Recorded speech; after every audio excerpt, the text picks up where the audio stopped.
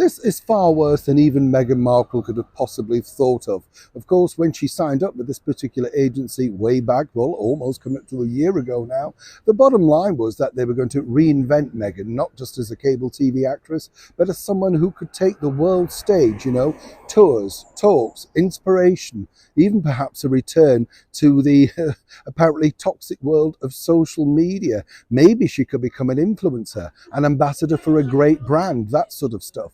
But now, a year down the line, almost, they're looking at possibly, as pointed out to me by a very well-placed source within that organisation, the worst PR battle they've ever had to encounter. As ever, let me explain. Hi, good morning. How are you? Nice to see you today. Thank you for joining me. It's an interesting thing, isn't it? As I've often said with celebrity, because they can do the worst thing. One of the people, I think, is a guy called Paul Mescal, and he's popping up in the Gladiator remake, the one that made Russell Crowe a star almost over 20 years ago now. Frightening, isn't it, when you think? But the bottom line was, he said he hoped that this movie didn't make him an international star. What rubbish. This is the problem, isn't it, with celebrity. They just talk absolute rubbish to get into the headlines. Unless I'd mentioned him, did you know of him? No. But the bottom line is, this is a bigger problem now, as one can imagine, facing the William Morris Endeavour agency. You see, when they signed up Meghan Markle, they thought, well, here we have a title that we can use, not necessarily any substance. There was no great body of work behind Meghan, one or two bit parts in movies, and of course the ever-mentioned Suits for 7 series, where she was 7th down the line and not exactly leading storyline material. But that didn't bother Meghan. She'd married into the royal family. She got this husband, and she felt there was something there to exploit. So did they. That's what agencies do. And if you recall, not too long ago now, Meghan was on the red carpet saying there were several projects in the pipeline that she couldn't wait to share with the rest of the world because she was so excited, and her husband was loving being in the entertainment business too.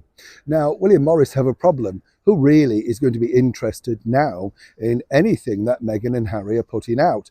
No two ways about it. Now, the other side of the coin is this. You see, the promotional aspect, if they had to go out and promote these things, which they will have to do as executive producers, nobody's going to be interested. They're just going to ask literally about, the things that they want to know, which is the debates about the royal family, who fell out with who, all of that sort of stuff.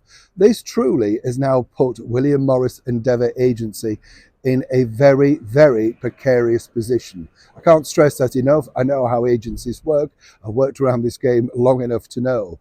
They have an almighty battle on their hands. Now, they can wait, but of course, the longer they wait, the less they're earning. Now, it doesn't necessarily mean that they're desperate for cash from, of course, Meghan Markle. But the bottom line is, it's an agency that has to make money.